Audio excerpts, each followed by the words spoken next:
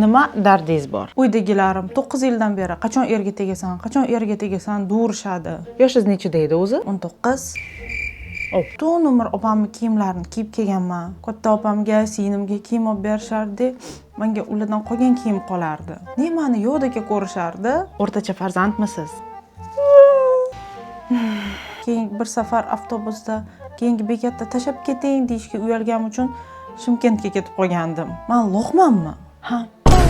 Keyin oyim, "Seni endi erga beramiz, soching o'stirish kerak, shuning uchun davay kollagen ichasan" deb tayinlaganda, men ularga kollagen ichkarida aminokislotalarga bo'linadi, sochga borishi nifaq deganimda, keyin batla industriyasi farmatsevtikadan 4 barobar ko'p pul topadi deganimda, Nima deyishdi? 1 yil davomida 3 mahal 1 sutka qaynagan xolodets tayyorlaysan deb aytishdi. Keyin u gapga xolodetsda ham kollagen xuddi shunaqa ishlaydi.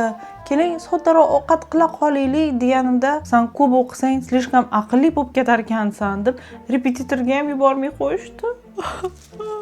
Keling bu yoqqa.